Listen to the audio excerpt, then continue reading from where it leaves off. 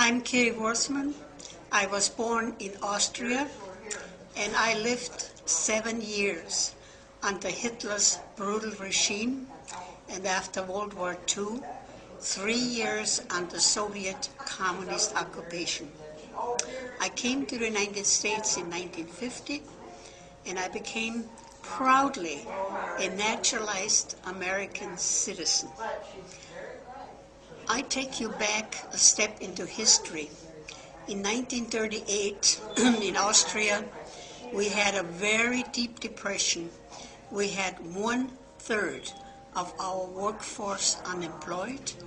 We had 25% inflation, and if you borrowed money from the bank, you paid 25% interest. Business people and farmers were declaring bankruptcy every day.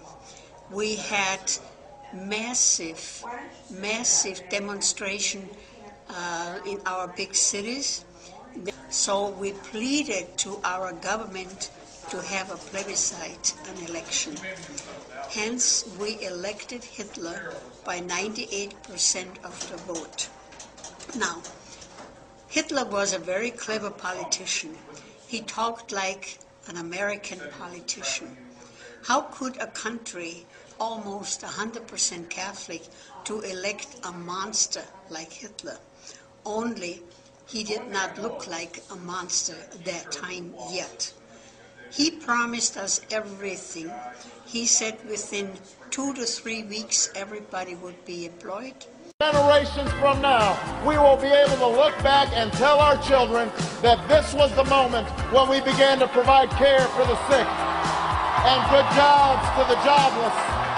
This was the moment when the rise of the oceans began to slow and our planet began to heal. This was the moment when we ended a war and secured our nation and restored our image as the last best hope on earth. He would help especially the families who were in such poverty. It was the most memorable time of my life. It was a touching moment because I never thought this day would ever happen. I won't have to worry about putting gas in my car. I won't have to worry about paying my mortgage. You know, if I help him, he's going to help me. That I remember that my mother had a kettle of soup on her stove every day, and we baked bread because about 30 people would come knocking on the door just for a slice of bread and a bowl of soup. They wanted to work, but there was no work available anywhere. Since 2010, its facilities and services have grown considerably. We've seen a 20% increase from last fiscal year to this fiscal year. So we're now seeing about 60,000 visits per year in our food program. Bread for the City has to keep up with an increasing demand that's part of a nationwide trend. High unemployment and slow growth since the beginning of the U.S. recession in 2008 has increased the number of people needing emergency food aid and food benefits programs to record levels. Sharon Foyer-Gruber has watched families' needs rise in the last year. We see that every day at Bread for the City, whether it's because someone's on disability, whether it's because they have mental health needs that make it difficult for them to work, whether it's because they've recently been laid off, which we certainly see a lot of. Hitler immediately sought public work service. Also, we got a new government. Nobody was elected anymore. Everybody was appointed up from the city commission, school board, county board, and legislators and governors. Whether or not you believe its constitution, it certainly didn't comply with it. We spent our time worrying about the UN, the Arab League, NATO, and too little time, in my opinion, worrying about the elected representatives of the United States. Do you think that you can act without Congress to initiate a no-fly zone in Syria without congressional approval? You know, again, our goal would be to seek international permission, and we would come to the Congress and inform you and determine how best to approach this, whether or not we would want to get permission from the Congress. I think those are issues we would have to discuss as we decide what to do here. Well, I'm almost breathless about that, because what I heard you say is we're going to seek international approval, and they will come and tell the Congress what we might do, and we might seek congressional approval. No, well, I want to just say to you, that's a big dish. Wouldn't you agree? You've served in the Congress. Yeah. Wouldn't you agree that that's would be pretty breathtaking to the average Americans? He consolidated our 7 states into 4 states because he said it was easier to govern in 4 states instead of 7. Consolidation is a very, very important component for socialism. The Department of Homeland Security was created to consolidate intelligence and security agencies, but Congress didn't consolidate on its side. So now the Department of Homeland Security reports to over 100 different congressional panels. That's a lot of paperwork. That's a lot of reports to prepare. That's not adding value. It's not making us safer to file a whole bunch of reports all the time. It has been a generation since a president had the authority to propose streamlining the government in a way that allowed for real change to take place. Consolidation is a very, very important component for socialism. Centralization. I discovered that as a lobbyist in South Dakota. I think 3 times we had a bill that they wanted to merge our 66 counties into 15. I defeated it every time. So what Hitler did, the first thing he did, he gave us free radios. You got Obama phone? Yes, everybody in Cleveland, no minority got Obama phone. Keep Obama in president, you know. He gave us a phone. Whoa, get Obama phone. Obama phone. Got Obama phone. You got low income, gave us a phone. Got Obama phone. The first thing he did, he gave us free radios. And then he nationalized our radio stations. So the only news we could get was what the government wanted us to know. Also, the print media was being censored before it hit the street. Next thing what he did, he looted the Jewish banks. He took their money and then he nationalized our banking system. The next thing, he nationalized education. And this literally happened overnight. Well, Big Brother will now be taught at a school near you. Across the country, schools are finding ways to track and monitor students inside and outside the classroom. The techniques range from chips embedded in school ID cards to GPS systems installed in computers, tracking students' every move, to actual surveillance cameras. So tell us more about these microchips. Yeah, RFID, radio frequency identification chips, and they're used pretty regularly. I mean, I have one in my pocket right now, and if you have a New York State license. Yeah. Well, take a look at it? I don't really want to take out my driver's license and hold it in front of the camera. All right, that's understandable. But we do have one in there, and I use it because I was born in New York State. I used to cross into the Canadian border all the time. I have an RFID chip in mine, just so that when I cross over, they know who I am, and they can go and they can scan it, and they can instantly pull up my file. You know, think of like a QR code that you see out on the street somewhere. And same concept in schools. You want to be able to chronicle as much data as you can about someone to justify some sort of good. At least that's what they're doing it for. I went to public school. I was in 6th grade. Now, I know some people want me to bypass Congress and change the laws on my own. The first 2 hours were political education. Today, I call it political indoctrination. They were telling us that we shouldn't listen to our parents anymore. They were old-fashioned, and they were taking away our freedom because actually we had rights. Barack Obama, what are your thoughts on the Declaration and Constitution? I think it's a remarkable document. I think which one? The original Constitution, as well as the Civil War amendments. But I think it is an imperfect document, and I think it is a document that reflects some deep flaws in American culture, the colonial culture nascent at that time. If an individual is sitting quietly at a cafe in the United States, in your legal judgment, does the Constitution allow a U.S. citizen on U.S. soil to be killed by a drone? For sitting in a cafe and having a cup of coffee? If that individual is not posing an imminent and immediate threat of death or bodily harm, does the Constitution allow a drone to kill that individual? On the basis of what you said, I don't think you can arrest that person.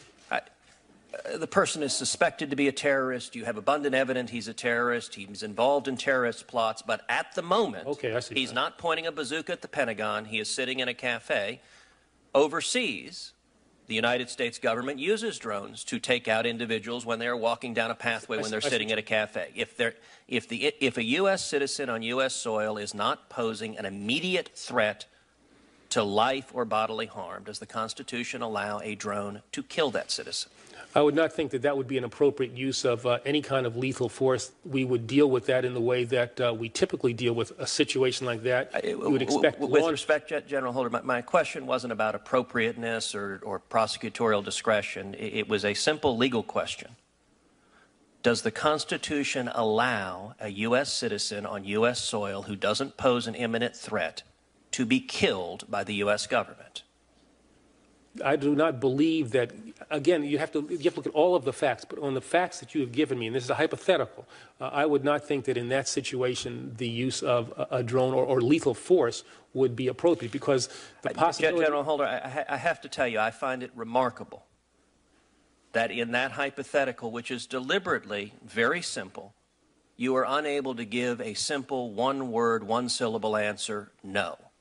I think it is unequivocal that if the U.S. government were to use a drone to take the life of a U.S. citizen on U.S. soil and that individual did not pose an imminent threat, that would be a deprivation of life without due process. Listen and understand that Terminator is out there. It can't be bargained with. It can't be reasoned with. It doesn't feel pity or remorse or fear, and it absolutely will not stop, ever, until you are dead. You just can't go around killing people. Why?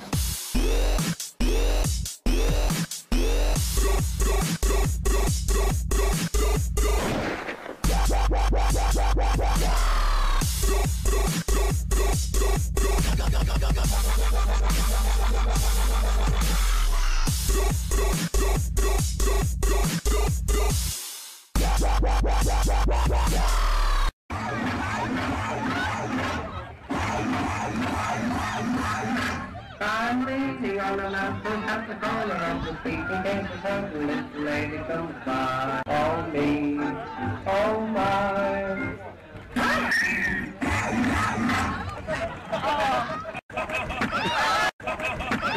And they were taking away our freedom, that we should not listen to our parents anymore. They were old-fashioned fogies. So we had many other things happening in our government. We had the Equal Rights Amendment for women.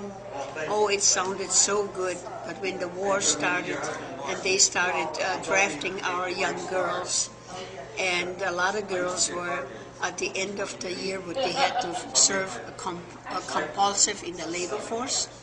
They had pre-military training, and then they were put into the Signal Corps and as anti-aircraft gunners.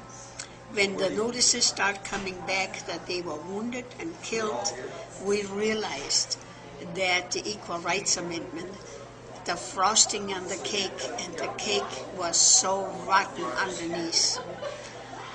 Also, Hitler nationalized our good health care. We had excellent health care before Hitler by private insurance. We had very good hospitals, very good doctors that all stopped. Guess what? I'm going to get me some health care. Sure enough is. Sure enough, I don't know why you looking at me. You need to be at work so you can pay for my health care. I love it. I love it. I-L-O-V-E-I-T it. Yes, I do. I'm getting health care. I ain't got no job. I love America. I love me some America. Me and my 7 children, all 7 of my children gonna get some health care now. Sure enough, sign the bill, honey. Sign the bill. Everybody would go to the doctor for anything and everything. My brother-in-law had a medical practice, and he said when he would come to his office in the morning, there were 40 patients waiting for him. And the practice, what he took very serious. He said it was like practicing medicine on a conveyor belt. And the government, I mean, all the rules and regulation. And he was a very conscientious doctor. He would only prescribe the real good medication what a patient would need. And if that type of medication was not on the government's list, since the doctors were all salaried by the government, they took that out of his pay. And his pay went dwindling down to almost nothing. And when my husband, who also was a doctor, saw that he would have to practice socialist medicine, he left the country and immigrated to the United States. So I wanted to spend just a couple of minutes today talking to you about health care reform and the President's plan, because I think it's particularly dangerous for somebody like you. You're on Medicare, and you know he's planning to cut $500 billion out of Medicare. And they've got this 21% reduction in Medicare reimbursement, and I'm worried that I'm not going to be able to see you anymore. And we've been together for a long time, and that would hurt both of us. So do you and your friends, do you know about these Medicare cuts? And as much as I know about it, they're going to take money from Medicare to pay for something else. Yeah, it's going to be to pay for all these other people that they want to try and get insured. Me and my 7 children, all 7 of my children gonna get some health care now. Sure enough, sign the bill, honey. Sign the bill. Hello, my name is Fred Schessel. I'm a full-time privately practicing urologist in Atlanta, Georgia. I see almost 5,000 patients a year, and for the past year I've been asking most of them if we could spend a few minutes at the end of their visit to talk about health care reform. I've been in practice for almost 30 years now, so many of these patients are actually my friends as well. That's why I take it very personally when I have to turn to these people and say, you know, under Obamacare, I may not be able to take care of you to the best of my ability, or I may not be able to see you at all. In my conversations with my patients, most of them are concerned about cost, quality, and access. We know that Medicare is going to be cut by some $500 billion, but most people are more worried that if they lose their job and they lose their insurance, they won't be able to see me anymore. As a matter of fact, most of them wish the President would spend more time fixing the economy and less time trying to ruin health care. Who also was a doctor, saw that he would have to practice socialist medicine. He left the country and immigrated to the United States. And he marveled how wonderful our hospitals are, how modern, and what a good health care system we have. And needless to say, this is all going to change if the health care legislation goes through in Washington. How sad. In Austria, all the research stopped, and the many good doctors left the country. We also had hundreds and hundreds of bureaucrats, and those bureaucrats, they were our SARs, and they wrote rules and regulations in everything, like the farm policy. They would go out on the farm and count the livestock, and everything, of course, when the war was blazing, food was all rationed. and murdered a farmer if he kept a pig for himself. So, George, what the heck is going on over there? Do police have nothing better to do in L.A. than raid organic food stores? Well, the Los Angeles Times broke this story, and what's shocking about this story is that police officers are going into this grocery store. It's a co-op organic raw food store, guns drawn.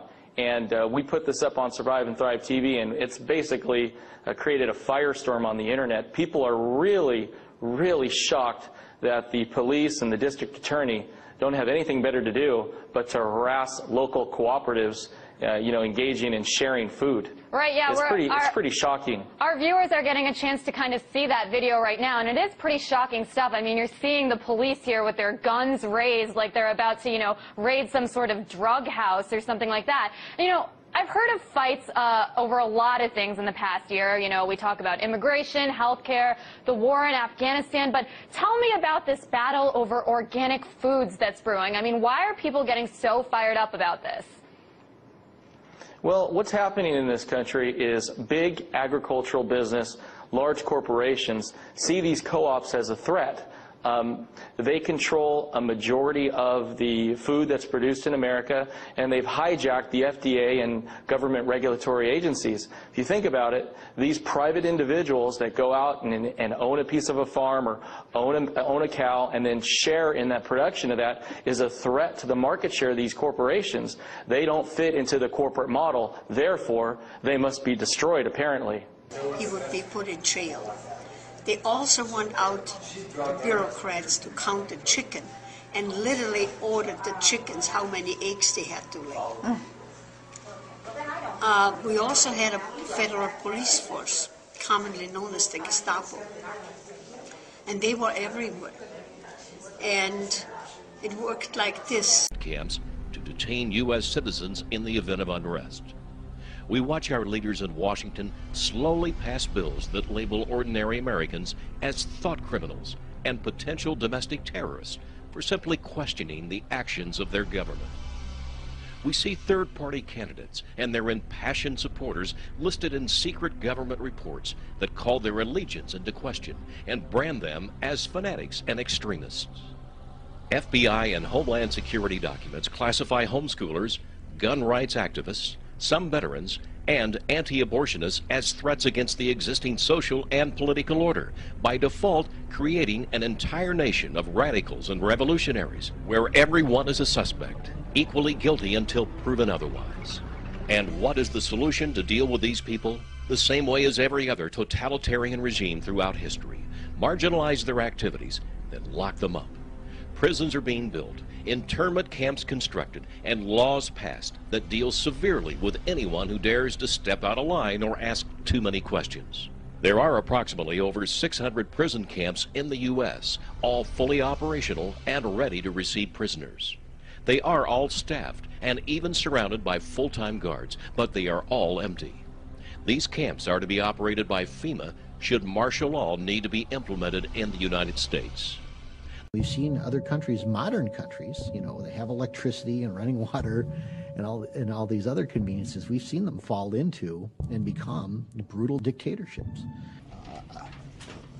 I mean, Jessica, I am not a dictator. I'm the president. So ultimately, if... Could very well come to that based on the things that are happening in the news, and we're seeing, the collapse of our economy, so many different things happening. They have paved roads, they have running water, they have electricity, they have cable TV. So what is it that keeps it from happening in the United States? Being Americans, we have a lot of freedoms. And what if those freedoms are taken away? Just look at history, look at the history of the United States and the history of the world, and acknowledge that things like this can happen, things like this have happened, things like this are happening right now.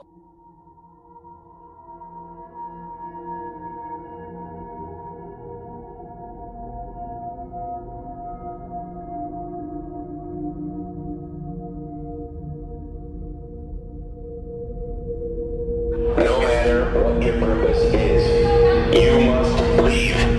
If you do not disperse, you may be arrested and or subject to other police action. The use of riot control agents and or emissions, which could cause risk of injury to those who remain.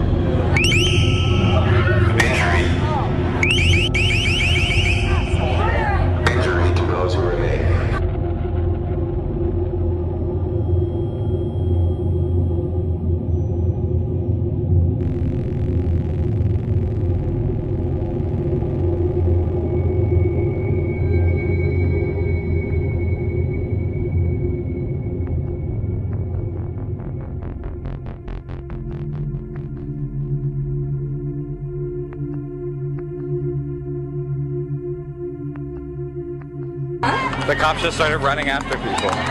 Yeah.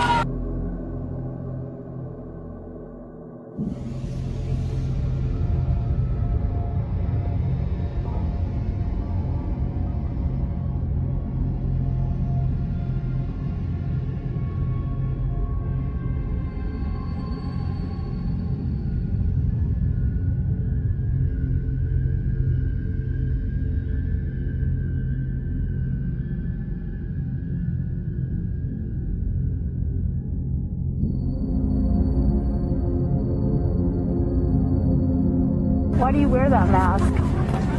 Because I'm scared. Scared for my life and my family's life. Now we're seeing a complete totalitarian takeover of the United States of America. And we've been talking about this for years now. This is the police state. This is the police state. This is what a total breakdown of our society looks like. But we're seeing all of this intensify. This is all intensifying around the Second Amendment. Should we be able to own guns or not? Let's take guns away from the people.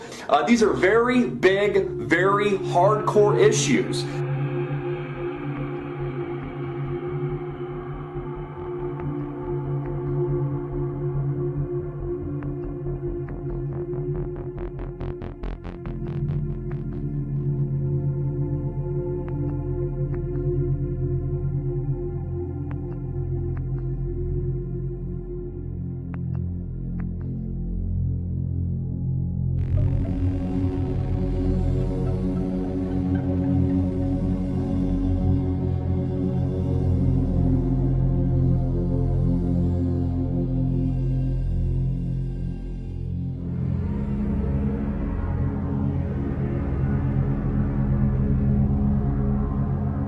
I say to him, what do you think about Obama buying 2,700 light armored tanks to go with their 1.6 billion bullet stockpile?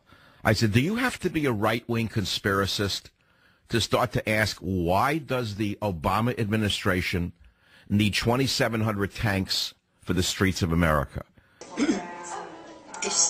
All the food was rationed, and we got 1 pound of sugar a month. And if somebody in your home, like grandma, passed away, and you quickly used her ration coupon to buy that pound of sugar, the next day the Gestapo would knock on your door and say, we know that you did not turn in the food coupon by law, and you bought that pound of sugar. We are not going to arrest you, but you have to inform on your boss, on your neighbor, on all your friends, and you report to us once a week. And if you don't do that, then we will arrest you. So we had a network of informants everywhere. Hi, I'm Janet Napolitano, Secretary of the Department of Homeland Security. If you see something suspicious in the parking lot or in the store, say something immediately. Report suspicious activity to your local police or sheriff. If you need help, ask a Walmart manager for assistance. Thank you for doing your part to help keep our hometowns safe. You couldn't trust your neighbor. We couldn't trust the mailman. We couldn't trust our friends. We couldn't trust anybody.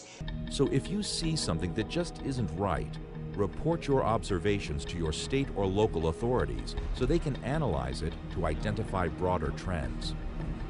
You should also know that the law enforcement personnel who receive and respond to these reports are trained to recognize trends, behaviors, and indicators related to specific terrorist threats and related crime, while respecting privacy and civil liberty safeguards. State state and major urban area fusion centers are focal points for the receipt, analysis, gathering, and sharing of threat-related information. Fusion centers have the unique capability to gather and receive information shared by both the federal government and state, local, and tribal stakeholders within their areas of responsibility. Further, through the standards, policies, and processes of the Nationwide Suspicious Activity Reporting Initiative, you couldn't trust your neighbor. We couldn't trust the mailman. We couldn't trust our friends. You couldn't trust anybody because they could be informants. We also had euthanasia.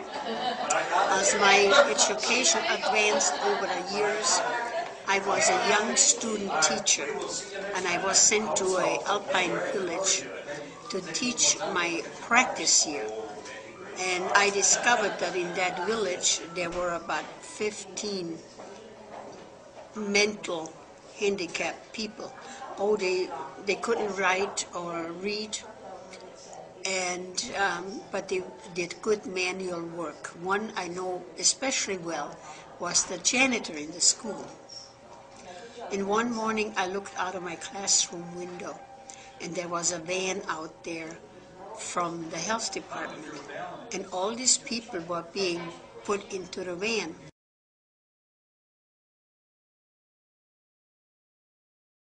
And so I asked my principal, what are they doing with Vincent and all those people? Oh, he said the health department came around to the families, and they said, well, we would like to institutionalize them to teach them how to read and write and perhaps learn a trade like basket weaving. And gladly the parents agreed to sign the paper, and they left, and they were told that they could not visit them because they would get homesick.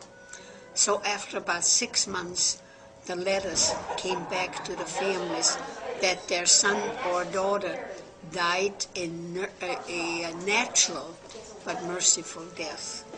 Well, we realized that they all were euthanized.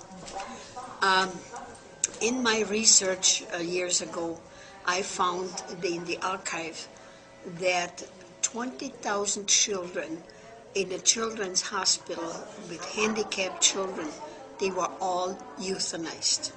They were useless people and it cost too much money. So,